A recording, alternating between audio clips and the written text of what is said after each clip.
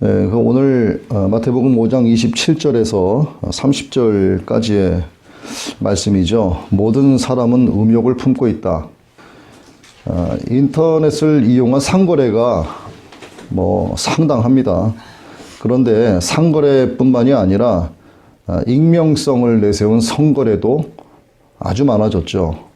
클릭 몇 번 하면 음란물을 어렵지 않게 찾아볼 수 있습니다. 이런 것들을 공급하는 자도 많아졌고 이에 따라서 수요자들도 많아졌습니다. 이뿐만 아니라 공급자가 수요자가 되고 수요자가 또 공급자가 되기도 하죠. 다시 말씀드리면 네티즌들 거의 모두가 이런 음란물에 노출되어 있다 하는 뜻이죠. 그런데 반면에 이에 대한 심각성을 생각하는 사람들은 가면 갈수록 줄어들고 있습니다. 악을 따라가고 있는 세상이 점점 악해져 가고 있죠.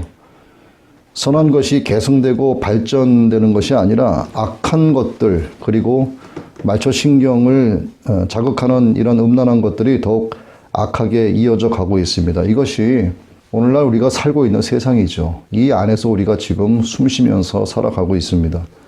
우리의 시선을 어디에 둬야 될지 몰라요. 마땅히 우리 예수 믿는 성도들은 주님을 향해서 시선을 고정시켜야죠. 우리는 하루 24시간, 1년 365일 동안 이렇게 무차별적인 성공격을 끊임없이 받고 있습니다. 이를 접하는 사람들은 이에 대한 어떤 비판 의식을 상실한 노예처럼 속수무책으로 거기에 빨려 들어가고 있죠.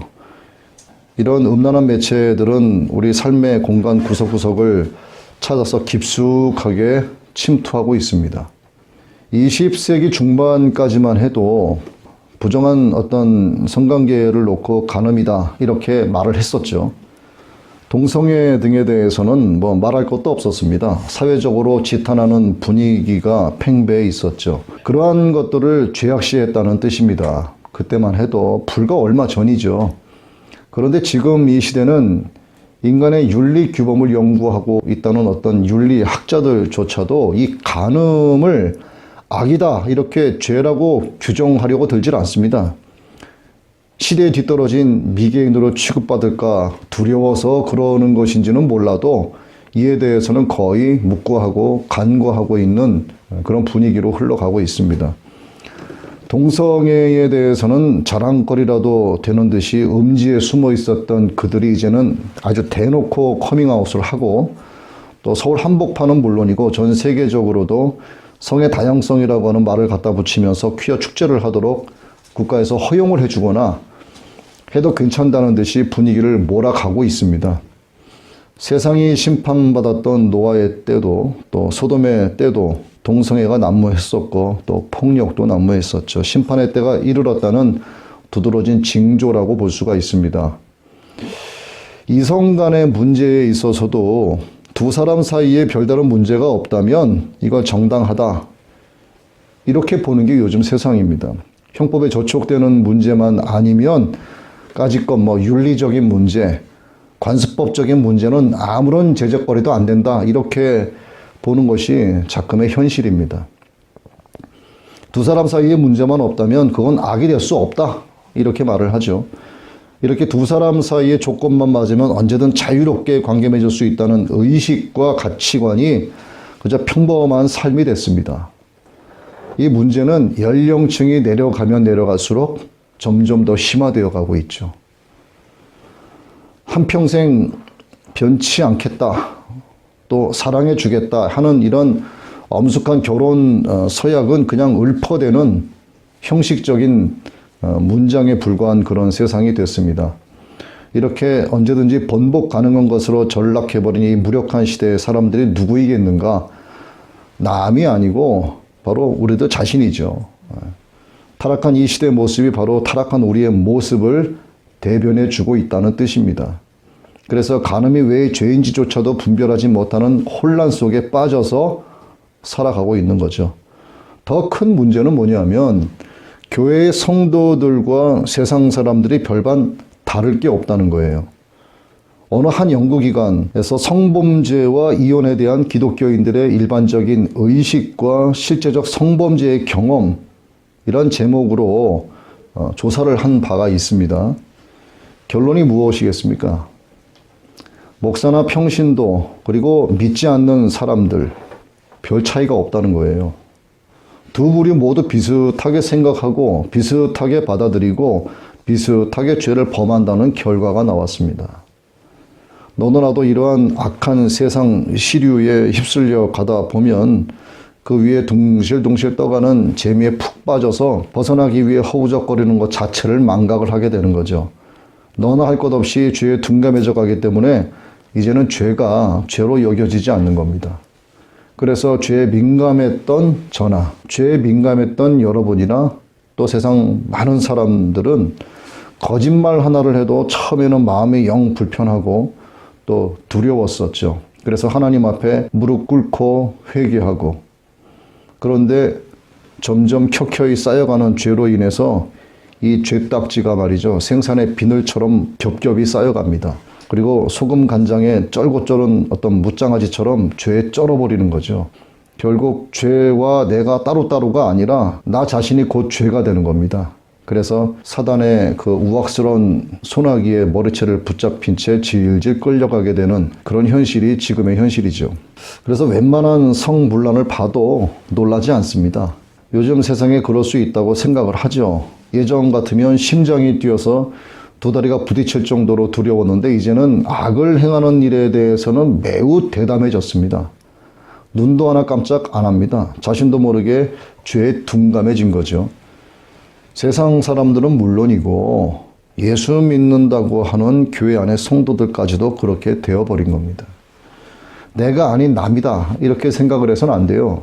이 문제는 바로 여러분 개개인의 문제고 또 제 자신의 문제고 많은 교회의 문제이기도 합니다.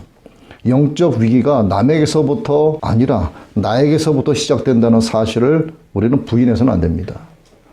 창조주 하나님께서는 천지 만물을 다양한 것으로 조성을 해 놓으셨죠. 그래서 다양성은 하나님의 선물이고 하나님의 은혜입니다. 먹거리도 다양하고 볼거리도 다양하고 사람도 다양하고 짐승도 다양합니다.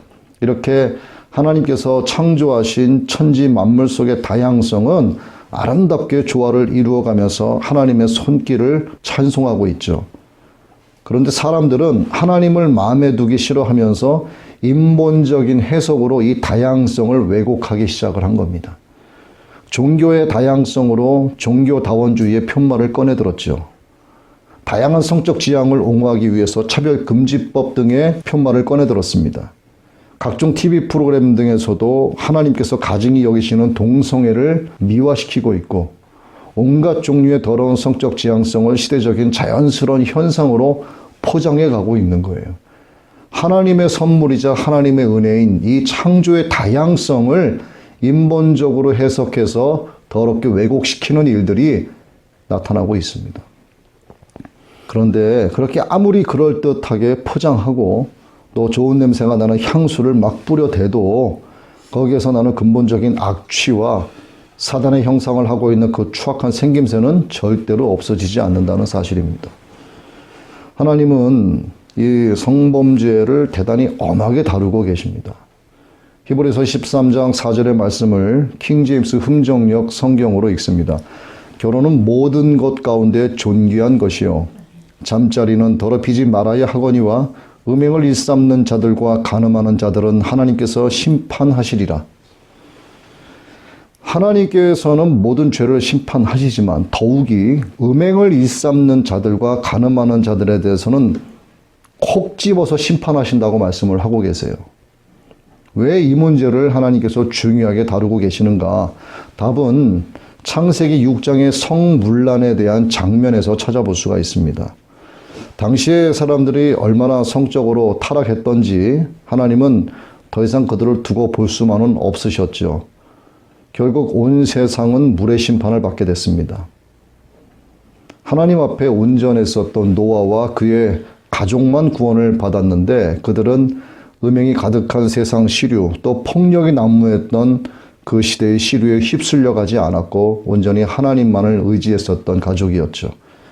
또한 하나님께서는 소돔과 고모라 성을 유황불로 덮어버리셨습니다. 그것은 역사 속에서 완전히 사라져버렸죠. 이러한 심판을 받게 된 내막은 역시나 성적 타락의 주 원인이었습니다. 이렇게 노아의 때와 소돔의 때 성문란으로 일어났던 이 두 가지 심판 사건만 봐도 하나님께서 음행을 일삼는 것과 간음하는 것, 동성애 등의 이 성문란, 이 성적 타락 등을 얼마나 엄중하게 다루고 계시는가를 우리는 충분히 알 수 있습니다. 이 말씀들이 우리에게 경고의 말씀인 것을 이 시대는 깨달아야 되는 거죠. 그렇다면 노아의 때와 소돔의 때보다 더욱 문란해진 이 시대의 심판은 과연 언제 있게 될까? 다양한 성적 지향을 그럴듯하게 포장을 하고 또 음행과 간음이 난무한 이 세상을 하나님께서 얼마나 더 오래 참아주고 계실까? 정확한 그때와 시는 저도 모르고 여러분도 모르고 아무도 모릅니다. 그런데 하나님의 심판을 불러일으키는 죄악들의 형태가 선명한 시대적 현상들로서의 예표가 되고 있기 때문에 우리는 하나님의 심판의 때가 가까이 이르렀다 하는 것 정도는 알 수가 있죠. 해 아래 새 것이 없는 이 세상의 미래는 과거를 통해서 예측을 할 수 있습니다. 신약은 구약을 통해서 예표되었고 구약은 신약을 통해서 완성됐죠. 마찬가지로 노아와 소돔의 때에 이르렀던 하나님의 심판을 통해서 앞으로 있게 될 요한계시록의 최후의 심판을 우리는 준비할 수 있게 된 겁니다. 현 시대의 대표적인 현상들이 뭐냐 하고 묻는다면 바로 성적 문란이고 동성애에 관한 문제입니다. 그리고 다양한 성적 지향성 보호를 위해서 차별금지법을 제정하고 또 이것들을 옹호하는 것들, 이런 것들이 가장 큰 문제라고 할 수 있고 바로 여기에서 사단의 악취가 풍겨나고 있는 겁니다. 10계명 가운데 7번째 간음하지 말라 이 계명이 있죠. 하나님께서 이 명령을 우리에게 아주 엄중하게 내려주셨습니다. 이 7번째 계명을 연구하고 가르쳤던 당시 유대 지도자들은 이성 간의 육체적으로 부정한 행동만 실제적으로 하지 않으면 그 계명을 범하지 않는 것이다 이렇게 생각을 했죠. 그래서 남녀가 금지된 선을 넘어서 직접적으로 부정한 행동을 하지 않는 이상 이 7계명이 자신과는 관계가 없다 이렇게 생각을 했었죠. 이것 때문에 그들은 항상 자기 자신들을 의롭게 여겼습니다. 누가복음 18장 11절이죠. 바리새인은 서서 따로 기도하여 이르되 하나님이여 나는 다른 사람들 곧 토색, 불의, 간음을 하는 자들과 같지 아니하고 이 세리와도 같지 아니함을 감사하나이다. 바리새인들은 육체적으로 죄를 범하지 않았다는 점을 아주 특별하게 강조를 하고 있습니다. 그러나 예수님은 이 말씀에 대한 진정한 의미를 가르쳐 주셨어요. 마음으로 음욕을 품는 자는 이미 간음을 했다는 겁니다. 행동 이전에 마음에 음란한 생각을 담고 있거나 이와 같은 더러운 감정을 가지고 이성을 본다면 벌써 그 자체가 7번째 계명을 범했다는 것이 예수님의 가르침이었죠. 이것이 간음죄에 대한 예수님의 기준이었습니다. 하나님은 행동이 아닌 행동을 하게 한 마음의 동기를 먼저 보시죠. 동기가 나쁜데 행동이 선할 수 없고 동기가 좋은데 행동이 악할 수 없습니다. 그래서 그 동기를 보면 행동을 예측할 수 있게 되는 거죠. 악한 마음에서 비롯된 행동이 설사 선하게 나타났다고 해도 하나님은 그 행동을 절대로 선한 것으로 인정하지 않으시고 또 반대로 선한 마음에서 비롯된 행동이 설사 좋지 않게 드러났다고 해도 하나님은 그 행동을 절대로 악하게만 보시지 않습니다. 악을 받고 오히려 선하게 이루시죠. 그래서 하나님 앞에서의 모든 행위는 믿음으로 말미암아야 합니다. 로마서 14장 23절 말씀입니다. 믿음을 따라 하지 아니하는 것은 다 죄니라. 하나님 앞에서의 동기와 목적이 매우 중요하다는 사실을 꼭 기억하시기 바랍니다. 자, 마태복음 5장 28절이죠. 여자를 보고 음욕을 품는 자마다 마음에 이미 간음하였느니라. 자, 음욕을 품는다는 것은 성적 본능 자체가 악하다는 뜻이 아닙니다. 이성에 대해 관심을 갖거나 어떤 성적인 충동이 일어나는 것을 악이라고 규정짓는 게 아니에요. 하나님께서 주신 자손 번식을 위한 사람의 본능이 악하다는 게 아닙니다. 이것을 잘못 오해해서는 안 되는 거예요. 말씀에 기록된 대로 마음에 금지된 육신의 정욕을 허용하는 것이 간음이고 음행이란 뜻입니다. 다윗은 어려서부터 하나님으로부터 매우 큰 사랑을 받았습니다. 깨끗한 마음으로 성실하게 하나님을 찬양하는 그 다윗의 아름다운 삶은 다윗의 이야기를 접하는 성도들에게 믿음의 도전을 주기도 하고 또 부럽다는 마음을 갖게도 합니다. 그런데 그렇게 하나님 앞에서 깨끗한 삶을 살아왔던 다윗에게도 옥의 티가 있었죠. 성적인 죄를 범한 겁니다. 유대 사회의 주택을 한번 보면은 옥상에서 많은 활동을 할 수 있는 구조로 지어졌다고 합니다. 당시 다윗의 궁전이 그렇게 신통하지는 않았지만 이 당시에 그래도 일반 주택들보다는 높았을 것입니다. 낮잠을 씻고 자고 난 어느 날 오후에 다윗은 궁궐의 옥상에 올라가서 한가롭게 거닐고 있었죠. 옥상에 올라가면 예루살렘이 한눈에 다 내려다 보입니다. 멀리 있는 것도 그런 대로 볼 수 있었을 거예요. 해가 서쪽으로 기우는 시간엔 햇살마저 이제 황금빛을 쫙 띄고 있기 때문에 추한 것도 아름답게 보이도록 만드는 아주 매력적인 시간이었을 겁니다. 그런데 그때 한 여자가 실내에서 목욕을 하기가 불편해서 그랬는지는 몰라도 바깥에 나와서 이제 목욕을 했었나 봅니다. 설마 보는 사람이 있으랴 하고 주변을 두리번거리다가 그런 결정을 한 게 아닌가 싶죠. 하필이면 그 시간에 다윗이 그것을 보게 된 겁니다. 따스한 오후 햇살을 받은 그 모습이 다윗의 눈에는 매혹적으로 보였죠. 자신이 아무리 왕이라지만 다윗에게 있어서 그 여자는 금지된 영역 안에 있는 여자였죠. 빨리 눈을 피하고 즉시 옥상에서 내려갔어야 했죠. 당시 다윗에게는 아내만 해도 10명이 넘게 있었습니다. 그러나 다윗은 그 여인을 계속 바라보고 있었죠. 죄악을 바라보는 안목의 정욕은 바로 망할 조짐입니다. 다윗에게 안목의 정욕이 일어났던 거죠. 이미 망할 조짐이 그에게 나타났던 겁니다. 안목의 정욕은 거의 대부분 육신의 정욕으로 이어지기 때문이에요. 죄악이 있는 곳에 처음부터 가지를 말아야지 그곳에 가서 유혹을 이겨내게 해달라고 기도하는 것은 옳지 않다고 보는 거죠. 죄악이 끓고 있는 곳에 처음부터 바라보지도 말고 가지도 말아야 되는 겁니다. 죄가 만들어지는 것에 발을 들여놓게 되면 거기에 점점 더 깊이 빠져 들어갈 수밖에 없어요. 피조물인 우리는 너무나도 약한 존재이기 때문에 그 달콤한 미혹을 떨쳐내는 것이 너무도 어렵습니다. 이 목욕하는 여자를 바라보면서 마음의 음욕을 품은 다윗은 자 볼까요? 서기관이나 바리새인들이 해석하는 대로라면 아직도 간음죄를 범하지 않은 의로운 사람에 해당이 되는 거예요. 바라만 봤기 때문에. 그러나 예수님께서 가르쳐 주시는 죄의 기준대로라면 다윗은 이미 7계명을 범한 죄인에 해당이 됩니다. 이 여자를 궁으로 불러들이기 이미 몇 시간 전에 옥상에서 간음죄를 범한 죄인의 신분이 되었다는 뜻이니 베드로후서 2장 14절의 말씀대로라면 음심이 가득한 눈을 가지고 마음으로 범죄하기를 쉬지 않는 사람이 되어버린 셈이죠. 마음으로 간음하는 사람은 적절한 상황이 주어지게 되면 언제든지 행동이 옮길 가능성을 갖고 있는 사람으로 정의 내릴 수 있습니다. 도둑놈을 한번 볼까요? 기회만 있으면 훔칩니다. 밤낮 훔치는 생각만 하기 때문에 기회만 주어졌다 하면 행동을 쉽사리 옮깁니다. 마찬가지로 마음으로 음란한 생각이나 부정할 생각을 늘 하고 있는 사람도 기회가 주어지게 되면 그 음란한 생각을 즉시 행동으로 옮깁니다. 주님은 마음으로 저지른 이러한 음욕과 간음을 그래서 행동으로 저지른 것과 같은 것으로 보신 겁니다. 주님의 기준에 맞춰서 간음을 범하지 않으려면 마음을 지키는 데 총력을 기울여야 하죠. 집의 문단속만 잘할 것이 아니라 마음의 단속도 철저하게 해야 됩니다.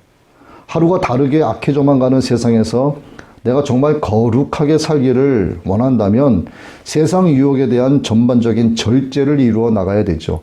믿음의 8단계에서 4번째 단계가 절제고 그 다음 이어지는 것이 인내요, 경건이요, 형제 우애요, 사랑입니다. 절제가 이루어지지 않으면 아버지 하나님 나라에 대한 소망으로 이어지지 않는 거예요. 경건함으로 나아갈 수가 없습니다. 절제가 안 되기 때문에 아버지의 마음으로 형제 자매 사랑할 수 없어요. 하나님의 사랑을 더더욱 더할 수도 없습니다. 그리고 성령의 9가지 열매에서는 마지막 단계가 절제죠. 다른 것 다 지켜도 세상에 대해서 절제하지 못하면 그는 절대로 거룩히 구별된 성도의 삶을 살아갈 수가 없다는 의미로 생각할 수 있습니다.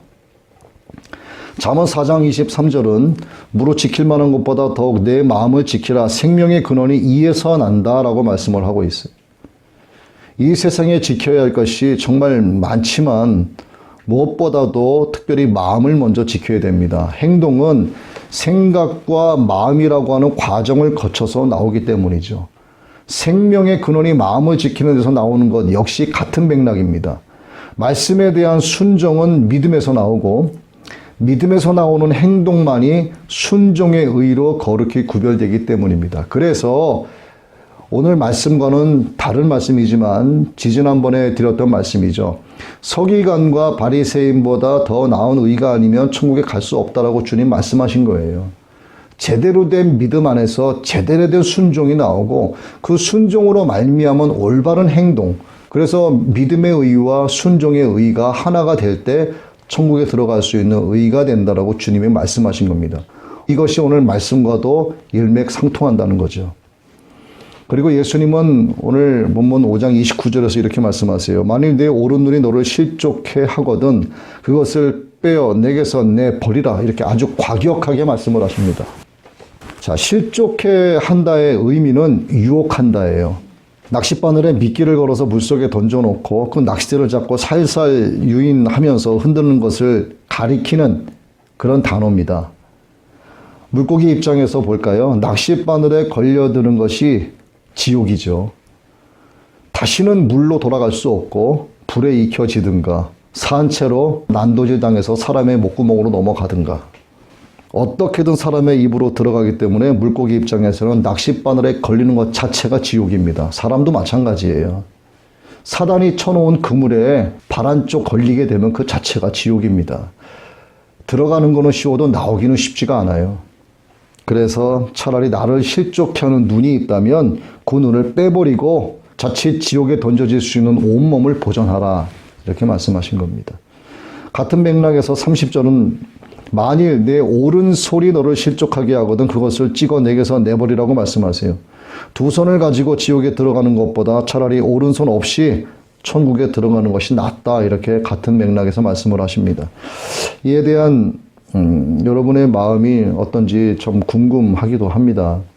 29절의 말씀이나 이 30절의 말씀에 동의하고 그래서 우리가 무릇 지킬 만한 것보다 내 마음을 지키기를 원하신다면 이제는 안목의 정욕을 불러일으키는 것을 보지도 말아야 되고 육신의 정욕을 불러일으키는 곳에는 가지도 말아야 됩니다. 절제라고 하는 마음의 쇠빗장을 단단히 걸어 잠궈야 하는 거예요. 그런데 안타깝게도 눈에 안 보인다고 해서 또 죄가 있는 곳에 가지 않았다고 해서 항상 거룩한 생각만 할 수 있는가? 절대로 안 그래요. 두 손 다 찍어내고 두 눈 다 뽑아버려도요. 마음으로 음행할 수 있고 간음죄를 계속 범할 수 있습니다. 결론이 뭐냐면 우리의 의지로는 결코 죄의 문제를 해결할 수 없다는 뜻입니다. 초대교회에 성 안토니라고 하는 유명한 성자가 있었습니다. 젊은 나이에 어떻게 하면 하나님의 거룩하심을 쫓아 살아갈 수 있을까 고민을 했죠. 사회생활을 하다 보니 보는 것마다 죄였고 또 느끼는 것마다 죄였고 듣는 것마다 죄로 연결됐습니다. 그래서 이렇게 해서는 주님께서 원하시는 거룩한 생활을 도무지 할 수 없다 판단을 했죠. 그래서 모든 것을 버려두고 사막으로 들어갔습니다. 그곳에서 35년을 고행을 하면서 살았어요. 그리고 그 고행의 처절한 몸부림을 후에 기록으로 남겼는데 결론이 무엇이었을까요? 안 본다고 해서 죄를 범하지 않았으면 아마도 안토니는 지상 천국에서 살았을 것입니다. 안 봤기 때문에. 그런데 보지 않는 그 자리에 더 무서운 유혹이 있다는 것을 깨닫게 됐던 거예요. 육신의 정욕 때문에 몸부림을 치고 씨름을 했습니다. 그 35년의 긴 고행의 세월을 끝내고 성 안토니가 결론적으로 한 말은 바로 이거였어요. 35년 동안 시달렸다. 이 인간은 별 수가 없는 겁니다. 그래서 예수님의 이 말씀은 마음을 단속하기 위해서 신앙적 양심을 갖고 최선의 노력을 다하라는 겁니다. 뭔가에 한번 홀려서 마음이 달려가기 시작하면 그 달려가는 마음을 다시는 붙잡는 것이 얼마나 어려운지 우린 경험으로 잘 알고 있죠. 생각하지 않으려 애쓸수록 더 생각나기 마련이고, 이래서 안 된다 몸부림치면 더욱더 그것에 집착을 하게 되고, 그래서 무릇 지킬 만한 것보다 내 마음을 먼저 지켜내야 하는 겁니다. 그런데 마음을 지켜내는 것은 눈을 뻗고 손을 찍어내는 결단과 같아야 한다는 거예요. 우리가 가장 우선적으로 해야 할 일은 분노와 증오심을 품는 것도 살인 행위와 같다 말씀하신 것과 같은 맥락에서 자신의 의의를 포기하는 겁니다. 나는 한 번도 가늠하지 않았다. 나는 추악한 음행을 한 번도 저지른 적이 없다 하면서 스스로 의로운 사람인 양 굴지 말라는 겁니다. 예수님의 기준대로라면 이 세상 사람 전부가 가늠한 자고 음행을 저지른 자들이에요. 그 기준이 음욕을 마음에 품는 데 있기 때문입니다. 현장에서 가늠하다가 붙들려온 여자가 있었죠. 사람들이 그 여자를 예수님 앞에 끌고 와서 율법대로 돌로 쳐 죽여야 하는지를 물었을 때 예수님은 너희 중에 죄 없는 자가 먼저 돌로 치라고 말씀하셨어요. 이 말은 너희 중에 가늠하지 않은 사람이 있으면 먼저 돌로 치라, 그런 의미죠. 예수님은 그들의 마음 전부를 알고 계셨습니다. 그들의 모든 과거를 다 알고 계셨죠. 이 시대를 살아가는 오늘 우리의 마음도 주님이 다 알고 계세요. 그래서 단 한 사람도 이 말씀에서 자유로운 사람이 없습니다. 예수님의 눈에는 모두가 다 죄인이고 가늠한 자들이에요. 예수님의 불꽃 같은 눈앞에서 나는 마음으로도 가늠한 적이 없다고 말할 수 있는 사람은 한 사람도 없습니다. 나는 가늠한 적이 없으니 저 가늠한 여자를 향해 돌을 던지겠다고 말할 수 있는 사람은 어디에도 없어요. 당시에 그들도 예수님의 눈치를 보면서 돌멩이를 땅바닥에 내려놓고 모두 다 슬금슬금 그 자리를 뜨고 말았습니다. 그래서 모든 피조물들은 창세 이후로 오늘에 이르기까지, 그리고 세상의 마지막이 되기까지 하나님 앞에서 죄인일 뿐이에요. 아무도 의로운 자가 없습니다. 그래서 하나님 앞에 나와 철저하게 회개해야 합니다. 지금까지 내가 자랑했던 나의 의가 완전하지 않다는 것을 빨리 인정하고 완전하신 예수 그리스도의 의로 옷을 입어야 합니다. 주님의 보혈이 흐르는 십자가 앞에 나아가서 내가 주님과 함께 십자가에 못 박혀야 하는 거예요. 그래야만 이제는 내가 사는 것이 아니고 내 안에 계신 그리스도로 말미암아 살아간다고 고백할 수 있게 되는 겁니다. 이것이 예수 그리스도의 옷을 입은 자들에게서 나타나는 증표라는 거죠. 누구든지 자신의 죄를 인정하고 하나님 앞에 나아가면 하나님은 십자가에서 그를 맞이해 주시죠. 죄인들을 위해서 십자가에 못 박힌 예수님의 그 사랑의 손으로 우리를 끌어안아 주시고 그 모든 죄를 도말해 주십니다. 이것이 가장 큰 축복이죠. 이 놀라운 사실을 조기 발견하는 자가 가장 복된 자예요. 예수님을 주님으로 모셔드린 사람은 성령으로 충만해야 합니다. 성령은 하나님의 거룩한 영이고 우리를 도우시는 보혜사시죠. 악한 영으로부터 우리를 지켜주시고 우리의 힘으로 할 수 없는 것들을 능히 할 수 있도록 역사해 주십니다. 금지된 영역 안에 있는 이성에게 마음을 빼앗겨서 더러운 공상에 빠지는 것을 막아주시고 단호하게 말하고 결단할 수 있는 용기와 힘을 주시는 분이 바로 보혜사 성령님이시죠. 성령님의 도우심을 구할 때는 어떻게 구하는가? 눈을 뽑으려고 작정한 사람처럼 강구해야 되는 거예요. 손을 잘라버리기 위해서 비장한 각오를 한 사람처럼 해야 됩니다. 그러면 성령님은 거룩하기 원하고 정결하기 원하는 자들이 비장한 강구를 들으시고 도와주시는 겁니다. 이렇게 성령님의 실제적인 도움을 받기 위해서는 날마다 경건의 훈련을 부지런히 해야 됩니다. 하늘 가는 길에 게을러서는 안 되는 거예요. 사도 바울은 디모데후서 4장 7절에서 날마다 선한 싸움을 싸웠다고 말합니다. 그리고 디모데전서 4장 7절은 하나님의 성품에 이르도록 스스로 훈련하라 이렇게 말씀하고 있어요. 4장 8절은 하나님의 성품은 모든 일에 유익하며 현재의 생명과 다가올 생명의 약속을 지니고 있기 때문이라고 말씀합니다. 우리도 마찬가지예요. 날마다 선한 싸움을 싸우듯 경건의 훈련을 해야 합니다. 훈련 없는 승리가 없죠. 삶의 어느 영역에서나 뛰어난 사람들, 또 남보다 앞서는 사람들, 기록을 갱신하는 사람들, 이 사람들 모두는 피땀 흘리는 훈련을 했던 사람들입니다. 해밍웨이 같은 대문호도 그의 일생 동안 엄청난 자기 훈련을 했습니다. 말년에 가서는 방종한 생활로 인해서 그의 삶이 조금 흐트러져 있었지만 그럼에도 불구하고 매일 아침 6시 반이면 어김없이 일어나서 책상에 앉아있는 훈련을 게을리하지 않았습니다. 원고지를 앞에 놓고 펜을 들고 글 쓰는 연습을 했죠. 해밍웨이는 한 단어 한 단어를 찾아내서 그 단어의 의미를 깊이 생각하고 적절하게 사용함으로써 혼이 담긴 문장을 만들어냈습니다. 그래서 그는 결국 영어 표현의 혁명을 가져왔다는 칭송까지 받게 되죠. 우리 여기 제 부친 목사님께서도 계시지만 매일같이 책상에 앉아서 글을 쓰십니다. 단편, 중편, 장편, 이 기독교 신앙 소설을 계속 쓰고 계시죠. 그래서 크리스찬 문학의 거장 이런 것은 저절로 되지 않아요. 자기와의 싸움이 있고 그 싸움에서 날마다 승리해야만 가능합니다. 영적 생활도 마찬가지죠. 다시 말씀드리지만 날마다 경건의 훈련을 해야 됩니다. 왜냐하면 인간은 선함이 없는 죄인으로 태어났기 때문이에요. 창세기 8장 21절에서 하나님은 사람이 마음에서 상상하는 바가 어려서부터 악하다 이렇게 말씀하세요.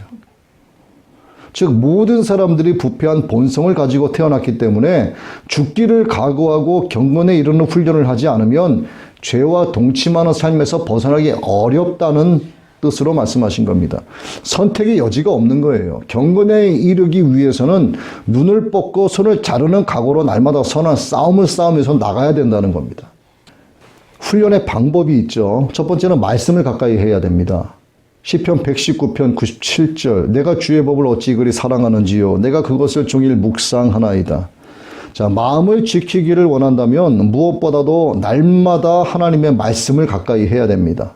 말씀의 전신갑주를 입어야 돼요. 119편 98절입니다. 주의 계명이 항상 나와 함께하므로 그것이 나로 원수보다 지혜롭게 하나이다.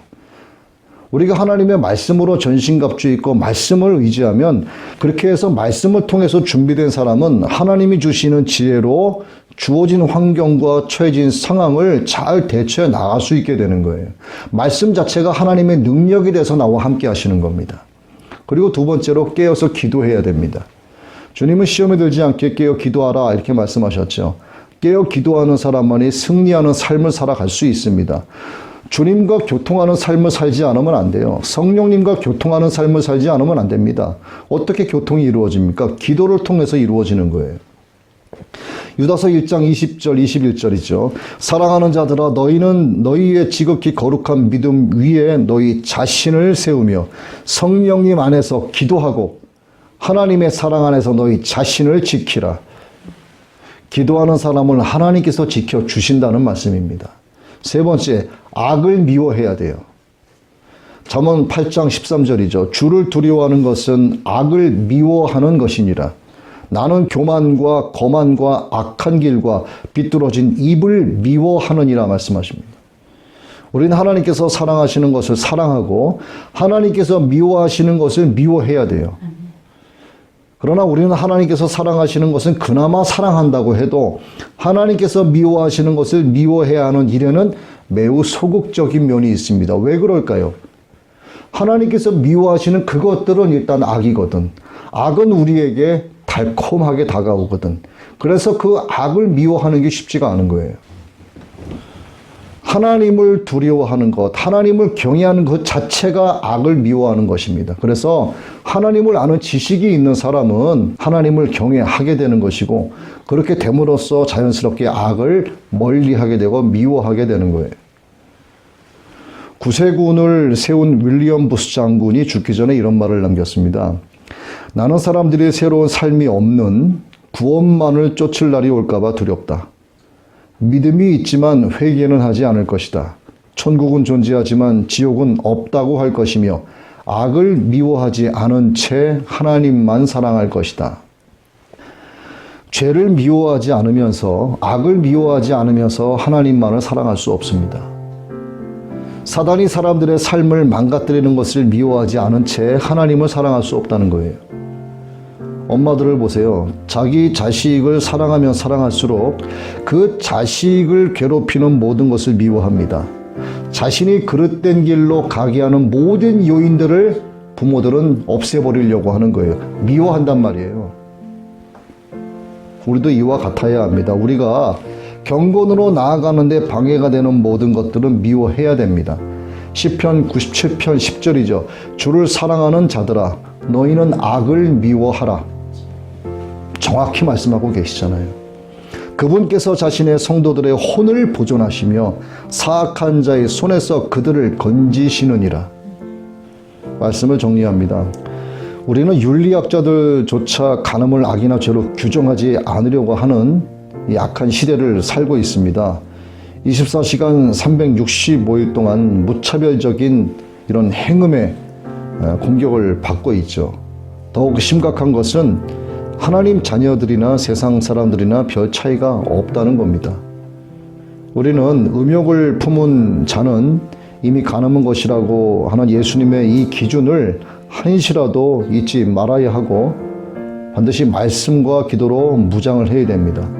경건으로 나아가지 못하게 하는 모든 악을 미워해야 합니다. 이를 위해서는 날마다 눈을 뽑고 손을 찍어내는 듯한 경건의 훈련을 게을리해서는 안 되는 거죠. 또한 이를 보혜사 성령님의 도우심을 간구해야 됩니다. 성령님께서 우리의 생각과 마음을 완전히 장악하실 수 있도록 언제나 보혜사 성령님의 충만함이 내 안에 임재할 수 있도록 늘 깨어 기도해야 됩니다. 여러분 모두가 이와 같이 되시기를 예수 그리스도의 이름으로 축복합니다.